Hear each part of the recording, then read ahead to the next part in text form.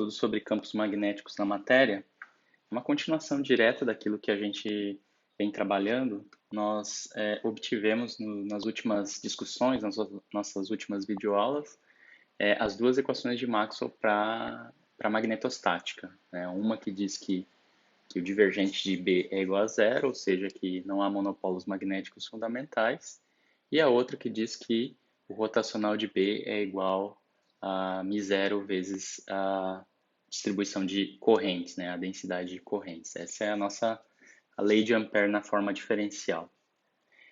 Além disso, uma consequência da equação de Maxwell que diz que não há monopolos magnéticos é que a gente pode definir o campo magnético em termos do rotacional de um potencial vetor, o potencial vetor A. Nós também, a partir desse potencial vetor, obtivemos a expansão multipolar desse potencial vetor, né, e consequentemente do campo magnético, para uma distribuição geral de correntes, onde o observador está localizado a uma certa distância, uma grande distância, né, dessa distribuição de correntes, mas não é uma distância tão grande em que eu não tenha nenhum efeito magnético, né, que eu não possa medir nenhum efeito magnético. Então a gente pode dizer que é uma distância intermediária, né? Então a gente já tem todos esses ingredientes para estudar o campo magnético na matéria, né? A gente estudar os objetos que são magnetizados, tá? E uma lição que a gente tem, e é um fato muito importante que a gente tem que sempre guardar, é que em se tratando de fenômenos magnéticos, eu sempre tenho associado cargas em movimento, tá? Seja ela um único elétron em movimento, formando uma única espira de uma carga, tá? Ou uma distribuição complicada de correntes no material complicado, tá? Mas a essência dos fenômenos magnéticos é ter cargas em movimento, tá? Nesse caso aqui em que a gente está tratando da magnetostática, sempre eu vou ter correntes elétricas associadas a campos magnéticos, tá? Mesmo fenômenos em que aparentemente eu não tenho correntes elétricas, como por exemplo o ferromagnetismo, a formação, a construção de ímãs, no fim das contas, se eu for olhar do ponto de vista microscópico, eu vou ver que eu tenho correntes associadas a esse fenômeno do ferromagnetismo, tá? Então, se a gente olhar em escala atômica os materiais magnéticos, a gente vai encontrar correntes elétricas que contribuem para o fenômeno do ferromagnetismo, por exemplo. A gente vai ter elétrons orbitando em volta dos núcleos ou elétrons girando em torno do seu eixo, né? Isso numa visão clássica, né? Então eu tenho, por exemplo, um dipolo orbital associado ao movimento do elétron. Eu tenho um dipolo magnético orbital associado ao movimento do elétron em torno do núcleo. Eu também posso ter o momento de spin devido ao, ao giro do elétron em torno do seu próprio eixo. Isso numa visão clássica, onde eu considero o elétron como uma partícula, uma bolinha, né? Como se fosse um corpo extenso que gira em torno do seu eixo, tá? Essa visão ela não é correta, não é totalmente correta, mas ela serve para alguns propósitos, né? Muito bem. Quais são os efeitos que eu quero trabalhar, né? Quais os efeitos que a gente vai olhar? Quais os efeitos do campo magnético na matéria que a gente vai olhar, né? A gente vai olhar agora para os materiais magnetizados. São três efeitos básicos, né? A gente tem o paramagnetismo, que são os materiais que têm como efeito o paramagnetismo, são os paramagnetos, né? Que é o seguinte, são os materiais nos quais eu tenho dipolos magnéticos ali associados a pedacinhos daquela matéria, enfim, associados a cada porção desse material. E esses dipolos magnéticos, eles tendem a se alinhar paralelamente ao campo magnético, tá? Então, o campo magnético externo. Então, eu tenho um campo magnético externo B, tá? E, no caso dos paramagnetos, o seu dipolo magnético vai se alinhar paralelamente a esse campo B, tá? É basicamente isso que define os paramagnetos. Então, vamos até colocar aqui. No caso dos paramagnetos, tá? Acontece o fenômeno do paramagnetismo, Então, a magnetização é paralela ao campo B, né? Então, a magnetização, ou seja, o alinhamento dos dipolos magnéticos, né? A magnetização é paralela a B, tá? Onde B é o meu campo magnético externo. Tá? Depois eu tenho os diamagnetos, né? Onde aparece o fenômeno do diamagnetismo. Tá? E a magnetização é antiparalela, é oposta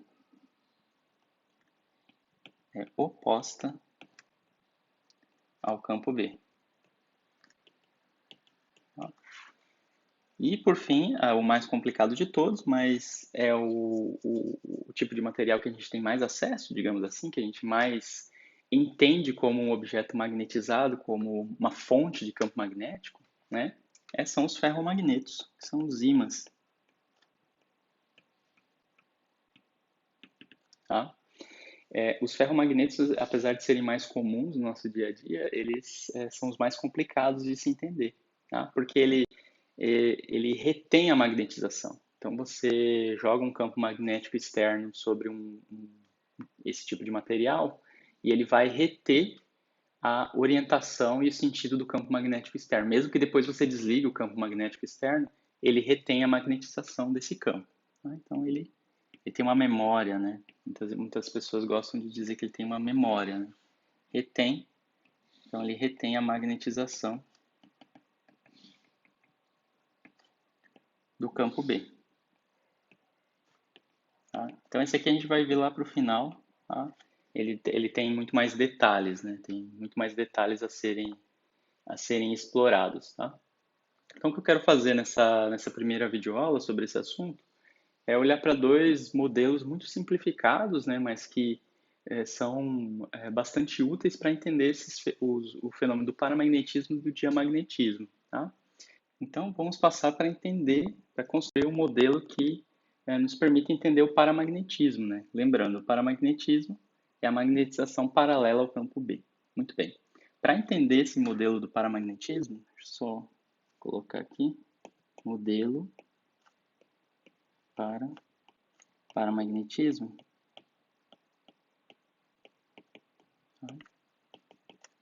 A gente vai considerar o seguinte. Nas notas de aula eu considerei uma espira retangular. Tá? Aqui eu vou considerar essa espira circular aqui, que é mais fácil desenhar, só por isso, tá? Os detalhes todos da espira retangular, cálculo de força, cálculo do torque, tá tudo nas notas de aula, eu acho que não precisa. Aqui a gente vai discutir só a parte mais conceitual e para entender o fenômeno, tá? Então, qual é a situação que eu tenho? Eu tenho essa espira por onde passa uma corrente I, nesse sentido anti-horário, e associada a essa espira, né, essa espira minúscula, eu tenho um momento de dipolo. Tá? Eu tenho um dipolo magnético M, né, associado a essa corrente. Tá? É o que eu tenho no magnetismo. Sempre que eu tenho cargas em movimento, eu tenho correntes, eu tenho um dipolo associado. Né? A gente lembra da nossa expansão multipolar. O primeiro termo que contribui para o potencial vetor, né, ou seja, para o campo magnético, é o termo de dipolo. Tá? É o termo mais fundamental que a gente tem. Então ele está aqui nessa posição, essa corrente com o seu dipolo nessa orientação. Vocês estão vendo, o dipolo ele tá grudado, né? Ele está definido a partir dessa área. Tá? Então se o plano dessa espira se rotacionar, né? Se entortar, girar um pouquinho, o dipolo vai junto. Tá? Ele está preso aqui nessa área, está definido desse jeito. Ele é sempre perpendicular à área definida pela espira, né? Encerrada por essa espira. Tá? No caso dessa espira retangular, é essa área retangular. No caso da espira, perdão, né? Nesse caso aqui na espira circular, vai ser essa área circular, enfim. No caso da espira retangular, vai ser a área do retângulo, tá? Como tem nas notas de aula. Muito bem, então inicialmente eu tenho essa situação e está lá essa espira com o seu campo, com o seu dipolo magnético.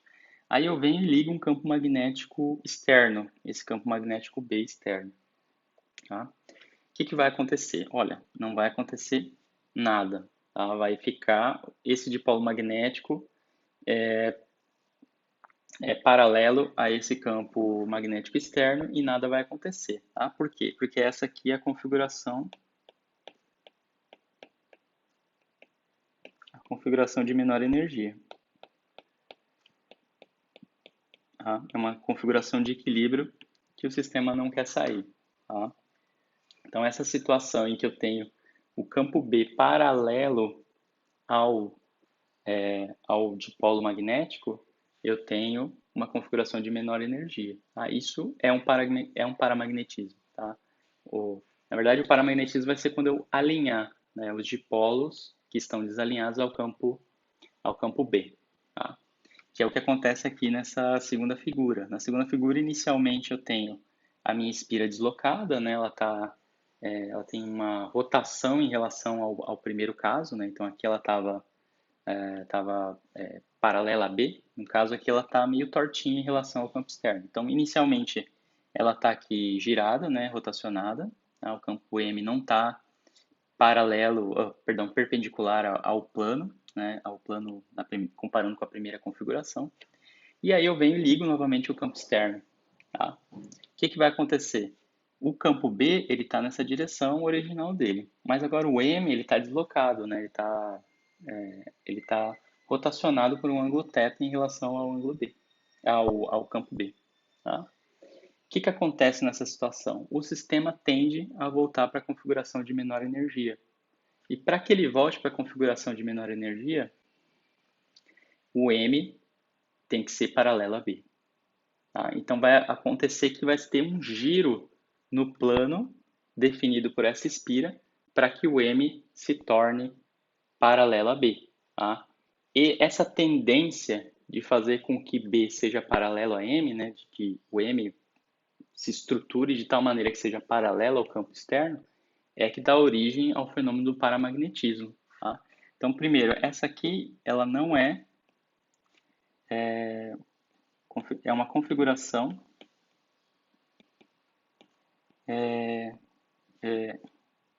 configuração de energia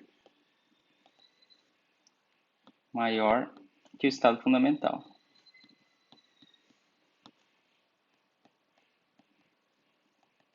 Tá?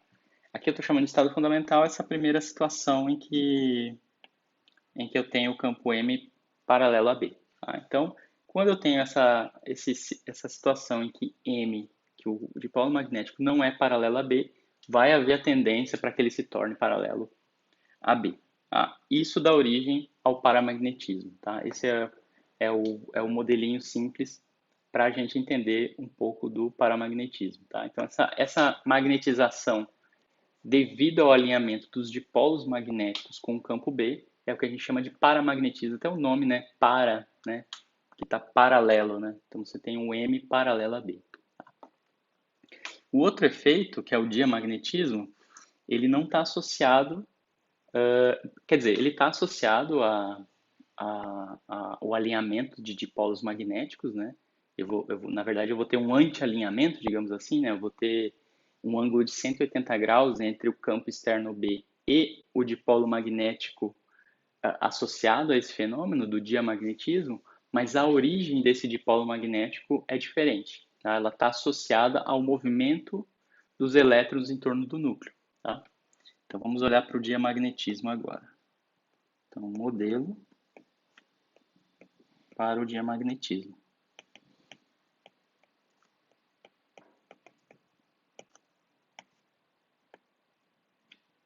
Tá? Então, o que a gente vai considerar é um átomo. Tá? Na verdade, vai considerar um único elétron girando em torno de um átomo, tá? Para simplificar a nossa descrição. Então, a gente tem uma trajetória circular.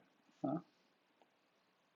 Tá? Vamos imaginar essa trajetória circular sendo a trajetória do elétron. Tá? Então, aí eu tenho um elétron aqui, tá? Realizando esse movimento. Então, apesar de eu ter só um elétron, eu tenho uma corrente elétrica aqui com uma carga elétrica, tá? Com uma carga elétrica negativa. E aqui no centro eu tenho o nucleon com carga positiva. Tá? Então, aqui está o núcleo. E aqui eu tenho meu elétron girando em torno desse núcleo. Tá? A órbita desse elétron tem raio a distância do núcleo até o elétron é um raio, opa, deixa eu voltar aqui, um raio R, tá? Muito bem. Esse elétron nessa trajetória, né, ele tem um período, o seu movimento, né, ele começa a se repetir depois de um certo tempo. E esse tempo a gente chama de período da órbita, tá? O período da órbita a gente vai chamar por esse T maiúsculo. Ele vai ser o quanto o elétron percorreu dividido pela sua velocidade, tá? Quanto o elétron percorre é justamente o perímetro desse círculo. O perímetro do círculo é 2π vezes o raio, tá? É o quanto o elétron se deslocou. Tá? O quanto o elétron é o tamanho da trajetória do elétron, melhor dizendo. E isso dividido pela sua velocidade, tá? Então aqui V é a velocidade do elétron. R é o raio da sua órbita. Muito bem, então esse é o período do movimento do elétron em torno do seu núcleo. Tá? É um modelo bem simplificado. Tá? Esse elétron, nessa trajetória, como eu falei anteriormente, ele compõe uma corrente elétrica. Tá? Corrente elétrica de uma única carga. Então vamos escrever a expressão para essa corrente elétrica.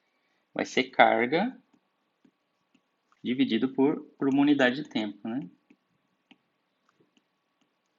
Quanta carga passa uma certa posição por segundo, por uma certa unidade de tempo. O que a gente vai usar é a carga do elétron, tá?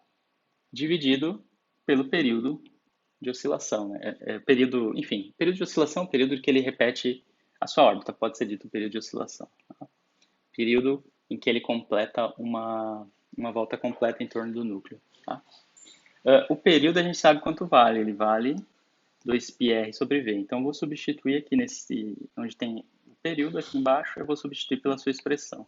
Tá? Então, isso aqui vai ficar elétron, né, a carga do elétron, vezes a velocidade, dividido por 2π vezes R. Tá? Então, aqui eu já tenho a expressão para minha corrente elétrica associada a esse sistema. É a carga vezes a velocidade dividido pelo tamanho da trajetória. Tá? Então, essa corrente elétrica associada ao elétron. Ok. Agora vamos calcular o momento de dipolo. Tá? Esse momento de dipolo está associado a esse movimento orbital do elétron em torno desse núcleo. Tá? Então, por isso que muitas vezes a gente chama de dipolo orbital. Tá? Então, o dipolo orbital, tá? Que tem origem magnética, está associado a essa corrente, ele vai ser, partindo daquela expressão geral nossa para o dipolo magnético, vai ser a corrente vezes a área. Tá? Mas essa aqui é uma área orientada, tá? Porque o dipolo magnético é um vetor. Então, A é a área orientada encerrada pela órbita do elétron. Tá? Que área é essa? É a área do círculo, né? É a área que está aqui encerrada pela trajetória do elétron. Tá? Só que ela está orientada para fora da página. Tá? Então, se eu tenho a corrente no sentido anti-horário, eu tenho a minha área orientada apontada para fora. Né? No contrário, se eu tivesse a corrente no sentido horário, a área estava apontada para dentro. Tá? Mas não é o caso aqui. Tá? Então, esse M, a gente sabe quanto vale a área do círculo. Então, esse M, tá? Vou colocar assim, vai ser o I, né, que é a sua corrente. Daqui a pouco a gente vai substituir a corrente, vezes a área do círculo, que é π R ao quadrado. E aí tem uma orientação que eu vou chamar de Z chapéu, tá? Onde Z chapéu está saindo aqui, tá? É um eixo que está saindo aqui da página, tá? Só para orientar direitinho essa área orientada, né? A gente precisa de um eixo. Tá? Ok? Muito bem. Agora vamos substituir a corrente. Aí, lembrando agora, pessoal, aqui quando a gente definiu a corrente, a gente colocou tudo em módulo, mas a gente tem que lembrar que a carga do elétron é negativa, tá? Então, se quiser chamar por outra letra ou simplesmente colocar um sinal negativo na frente, não tem problema, tá? Então, a corrente é menos, eu vou usar a mesma letra, mas você pode colocar o E com um negocinho aqui em cima, tá? Para dizer que é o elétron. Ou você pode colocar assim menos que, tá? Para dizer que a carga do elétron que está aqui em cima é menos que, ou seja, é sempre uma carga negativa, tá? Eu vou usar a mesma letra, tá? Eu acho que não tem problema. Então, a carga é negativa, né? E vezes V, tá? Sobre 2πr, tá? Que é a expressão para corrente, vezes πr ao quadrado, que é a área encerrada pelo circuito, tá? Pela trajetória do elétron. Então, a gente pode escrever o momento de dipolo orbital como sendo, tá? Aqui vai cancelar esse π, esse r vai cancelar com esse 2 aqui em cima, tá? Isso aqui vai ficar menos o meio da carga do elétron vezes a velocidade vezes o raio da órbita na direção z chapéu. Tá? Vocês estão vendo que o momento de dipolo ele não está saindo da página, né? Ele não está na direção de z chapéu. Ó, o z chapéu está para fora, mas o momento de dipolo tem esse sinal negativo, então ele está na direção oposta a z chapéu. Tá? Então ele já está antiparalelo, né, ao sentido que a gente teria lá no caso do paramagnetismo, tá? Então aqui eu já tenho um momento de dipolo que está no sentido entrando na página, né? Que é o que eu não esperaria com uma corrente no sentido anti-horário. Tá? Mas isso tudo aqui é construção do modelo, tá? É dado desse jeito. Então a gente tem isso, né, dado da estrutura desse modelo. Né? Tem um elétron numa órbita circular, então associado a ele tem essa corrente, associado a ele eu tenho esse momento de dipolo orbital. Muito bem. Até agora eu não falei de campo externo, né? Então agora vamos ligar o campo externo, né? Então ligando o campo B, tá? Então agora na situação em que eu tenho esse momento de dipolo que está aqui, que a gente calculou, e tem essa corrente e tem essa estrutura, né, que tem essa órbita do elétron em torno do seu núcleo, agora eu vou ligar o campo externo B. Tá? Então, nesse caso, vai haver uma tentativa do campo B de se alinhar a esse dipolo magnético que está aqui em cima, né, que é o que acontece naturalmente. Ou seja, o sistema vai tentar ir para uma situação de menor energia.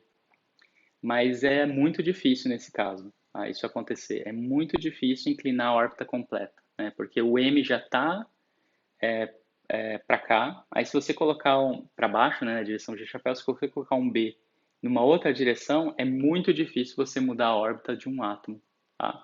Mudar o plano da órbita de um átomo. Tá? Então é muito difícil inclinar toda essa órbita. Então, e na maioria dos casos, quando eu tenho esse dipolo orbital, o efeito do paramagnetismo é muito pequeno. Tá? O efeito que vai ser mais significativo na magnetização não vai ser o paramagnetismo nesse caso. Vai ser o efeito do diamagnetismo que está associado à aceleração e desaceleração do elétron conforme a orientação do campo externo B. Tá? Esse é o ponto. O efeito aqui não é alinhamento, quer dizer, eu vou ter alinhamento do dipolo magnético com B, de alguma forma, mas ele vai se dar através da aceleração ou desaceleração do elétron nessa órbita. Tá? Então, ligando o campo B, vamos colocar assim, o efeito mais significativo para a magnetização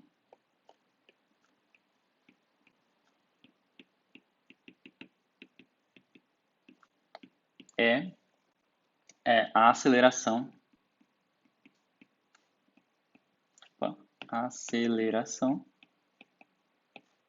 ou desaceleração do elétron. Tá? Vamos ver como é que isso se dá. Então aí, a gente tem que analisar as forças, né? Se a gente está falando de aceleração, desaceleração, né? Taxa de mudança da velocidade, a gente vai ter que olhar para as forças que atuam sobre esse elétron, né? São duas forças. A força elétrica, né? Entre o núcleo e o átomo, perdão, entre o núcleo e o elétron, né? Nesse átomo, e eu tenho a força centrípeta também. Tá? Então, se essas duas forças estão em equilíbrio, né, eu tenho essa situação aqui em cima. Tá? Eu tenho essa situação aqui em cima. Eu tenho uma certa velocidade e o elétron e o núcleo estão em equilíbrio. Tá? Não há aceleração nem desaceleração nesse caso. Né? A somatória das forças é igual a zero. Então, na situação de equilíbrio, vamos colocar assim, no equilíbrio,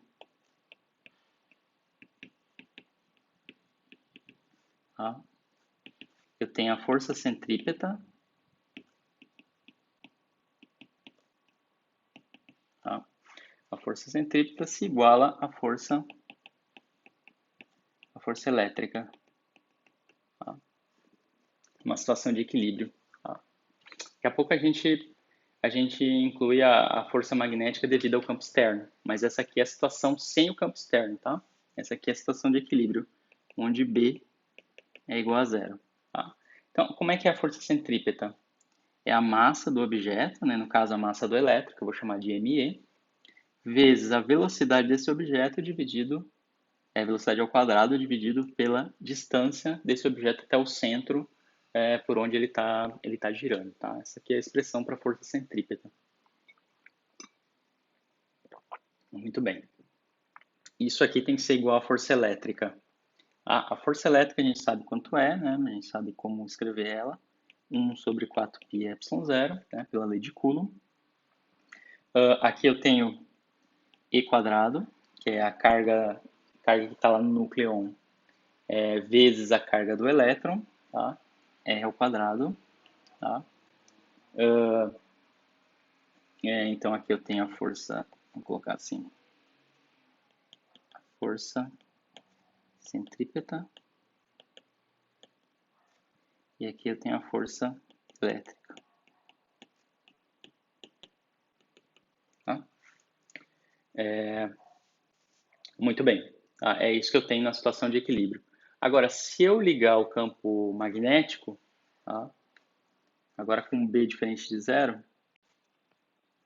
na situação em que eu tenho B diferente de zero, o que vai acontecer? Vai aparecer uma força magnética atuando sobre o elétron.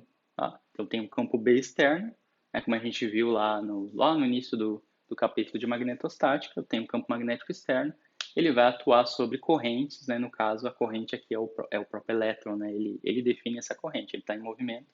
Então eu tenho uma corrente, então esse campo B vai atuar sobre esse elétron com uma força magnética Fm. Tá? Vou chamar Fm de força magnética. Tá? Então, isso aqui, qual é a expressão? É a carga vezes a velocidade dessa carga, né? Vetorial o campo magnético externo. Tá? Então, aqui no caso, eu tenho menos E, que é a carga do elétron. Tá? Aqui, eu vou ter a velocidade, tá? Mas agora vai ser uma velocidade diferente dessa aqui de cima, pessoal. Isso é um ponto importante. Aqui eu tenho a minha velocidade em equilíbrio. Agora que eu vou ter a adição de mais uma força, eu vou alterar essa velocidade. Tá? Então aqui esse V estrela é para dizer que eu tenho uma nova velocidade, tá? Quando eu aplico o campo magnético externo. Tá? Então V vetorial B agora é V estrela vetorial B, onde V vai ser maior que V estrela vai ser maior que V, porque eu vou estar acelerando. A gente vai ver isso, né? Isso é uma conclusão desse problema. Tá? Muito bem. Então, isso aqui, vamos imaginar um caso em que, nesse caso, tanto esse produto vetorial, tanto a velocidade, nesse caso a gente vai supor que a velocidade e o campo magnético são perpendiculares, né? Na verdade, nem precisa supor, é só olhar para a figura, né? A velocidade do elétron, ela está aqui, né? A velocidade tangencial do elétron está aqui. E o campo magnético, eu estou considerando ele, vamos colocar assim, o campo magnético, eu estou considerando saindo da página, né? Então, tanto o vetor V quanto o vetor B, eles são perpendiculares, né? Isso, não precisaria nem estar considerando só a velocidade tangencial, posso considerar a velocidade completa, né?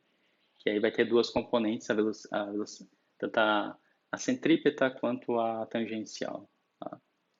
Então, eles são perpendiculares. Então, isso aqui significa que a força magnética em módulo, né?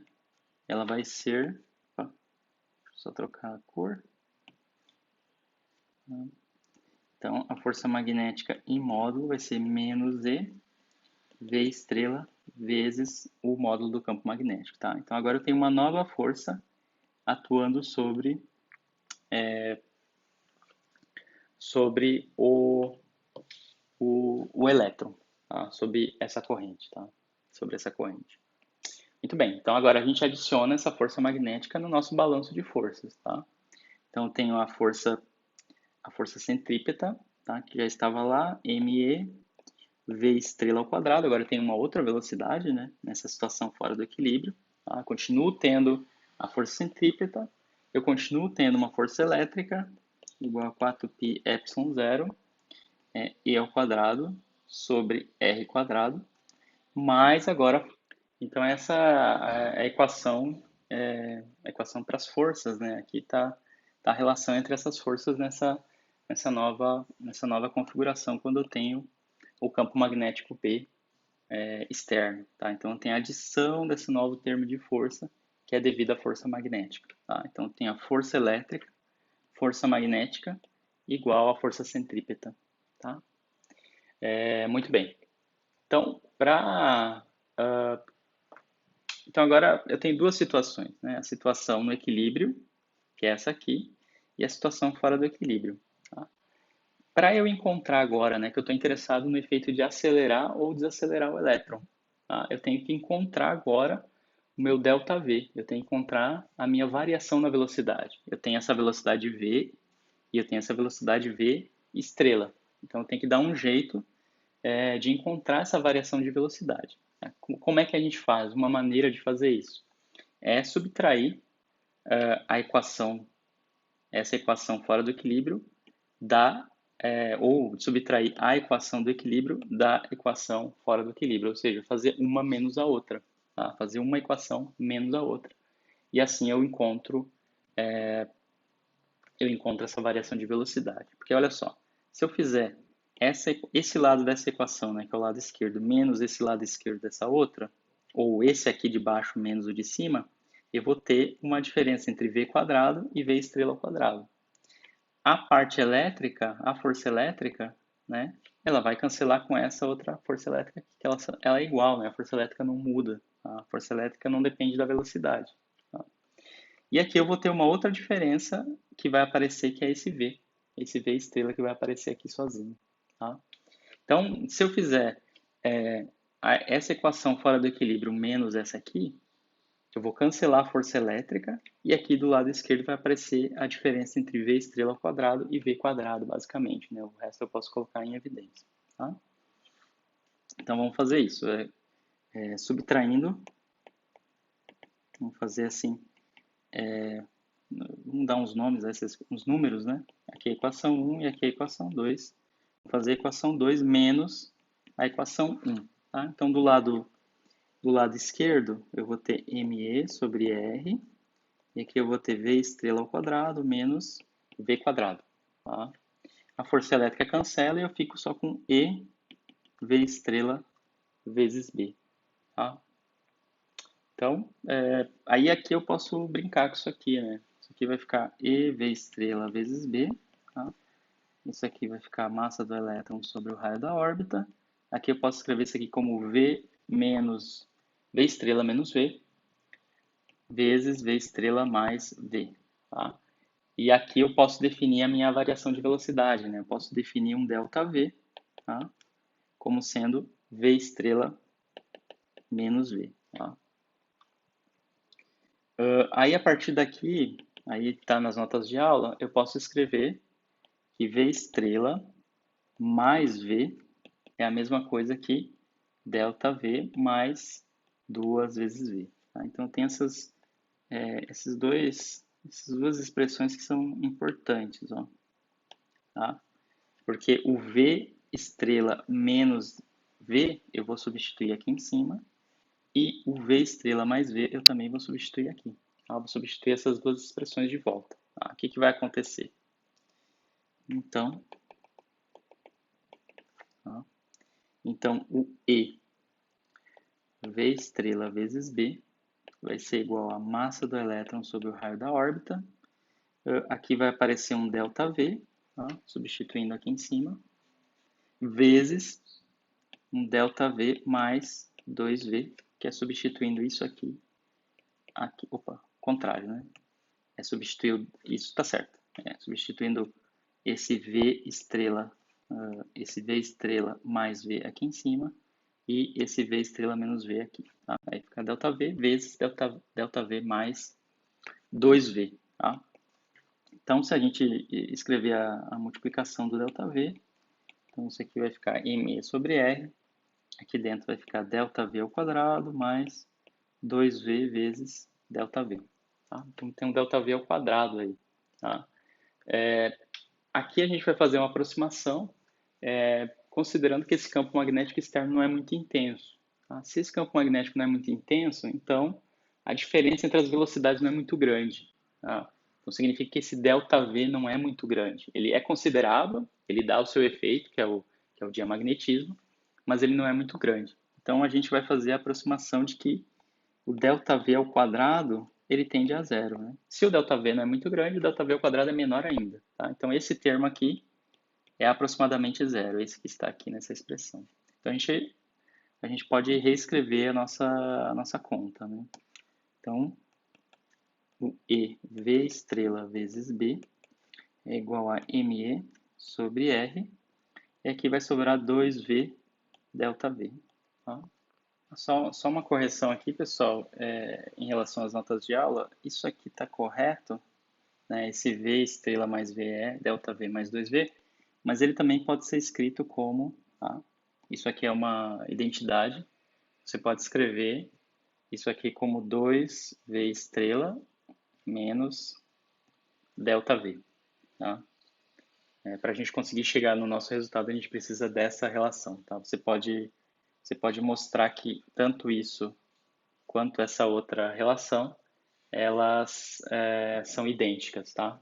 Nas notas de aula eu não coloquei ela, tá? Mas deveria ter colocado. Então, o V estrela mais V, ele pode ser também escrito como 2V estrela menos ΔV, tá? Que é o que a gente vai utilizar aqui embaixo, tá?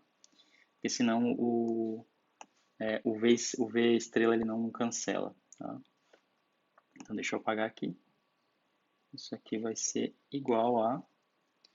então, aqui é 2V estrela menos ΔV, tá?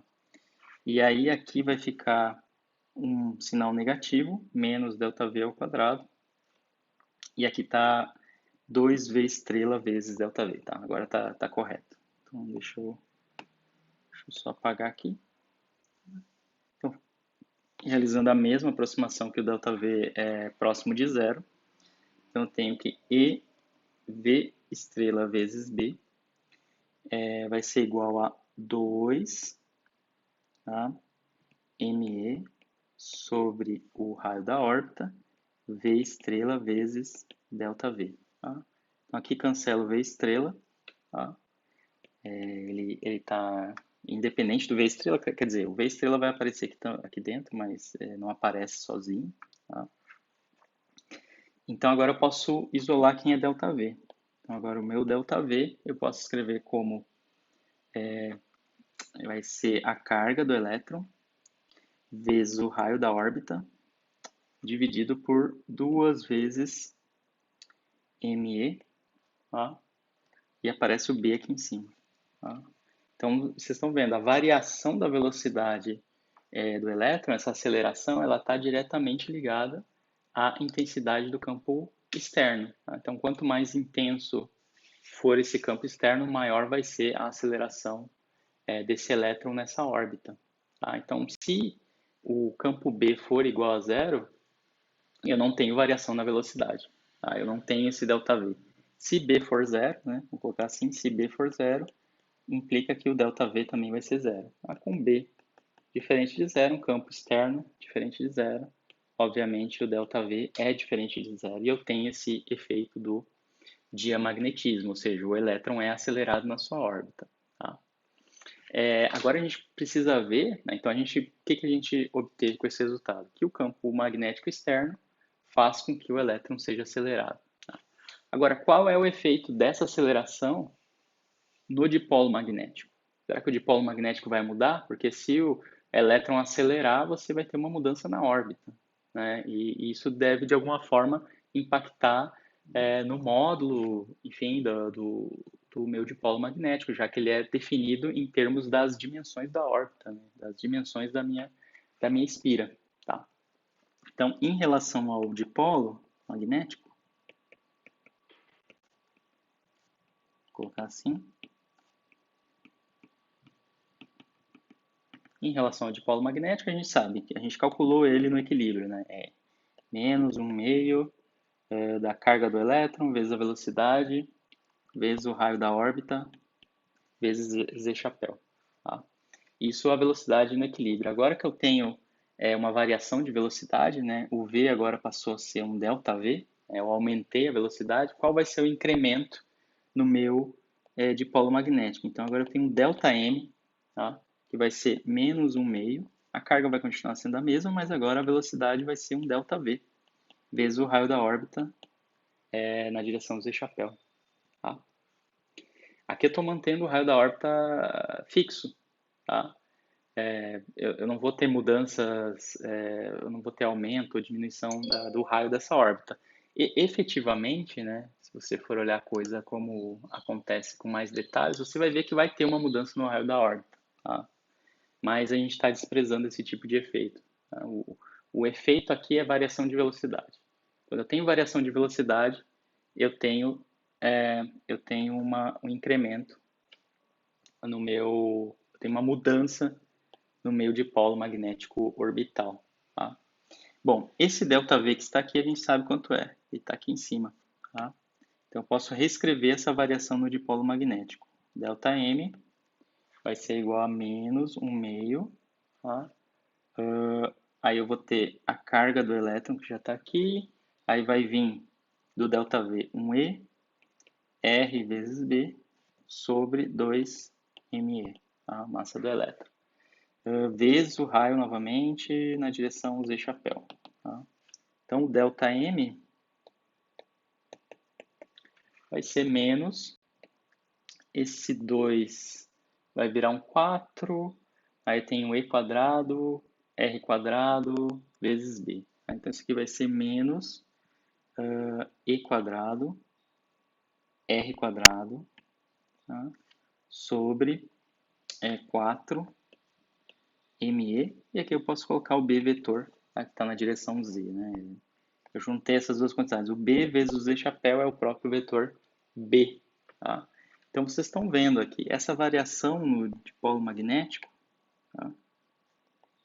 Essa variação devido à aceleração que vem como resposta ao campo magnético externo, é que dá origem ao diamagnetismo. E está bem claro aqui que o dipolo magnético, essa variação do dipolo magnético é antiparalela ao campo B, devido a esse sinal menos. Se o B está na direção Z chapéu, o ΔM vai estar na direção menos Z chapéu. E como a gente viu lá na frente, quando eu tenho o dipolo magnético antiparalelo, ou na direção em sentido oposto ao campo magnético, eu tenho o diamagnetismo. Tá? Então aqui eu tenho esse fenômeno do diamagnetismo. Tá? Que é o outro tipo de magnetização que eu tenho, que eu posso ter no meu material. Então, a gente viu o paramagnetismo, tá? Que é devido a essa tendência do campo magnético externo fazer com que o momento de dipolo se alinhe numa configuração de menor energia, e o diamagnetismo é esse dipolo magnético que vai surgir devido à aceleração do elétron como resposta a esse campo magnético, que no fim das contas vai fazer com que essa variação do dipolo magnético esteja num sentido sentido e direção opostas ao campo magnético. Tá? Então, são esses dois modelos que a gente tem para esse tipo de magnetização, para esse tipo de efeito de um campo magnético externo em um certo material. Tá? Tem certos materiais que respondem mais pelo paramagnetismo, outros pelo diamagnetismo. No material complexo, no material real, você vai ter os dois efeitos, mas vai ter um maior que o outro. Tá? Em certos materiais, o efeito mais significativo vai ser o paramagnetismo, em outros vai ser o diamagnetismo. Em geral, tem os dois em certa medida, tá? Na próxima videoaula, eu vou tratar da magnetização em geral. Tá? A gente tratou aqui de dois casos, que é o paramagnetismo e o diamagnetismo, olhando os seus detalhes, mas agora, na próxima videoaula, eu vou olhar a magnetização como uma soma desses efeitos. Tá? Eu não vou estar interessado em saber se é paramagnetismo ou diamagnetismo, eu vou simplesmente considerar um objeto magnetizado, seja ele de que forma ele estiver magnetizado. Isso não, vou tentar obter um resultado geral para o potencial vetor de um objeto magnetizado. Da mesma forma que a gente encontrou o potencial elétrico de um objeto polarizado por um campo elétrico, a gente vai procurar também o potencial vetor para um objeto magnetizado. E aí vai refazer a lei de Ampère, né? Vai reescrever a lei de Ampère para um material magnetizado. Tá? Então, eu vou ficar por aqui e até a próxima.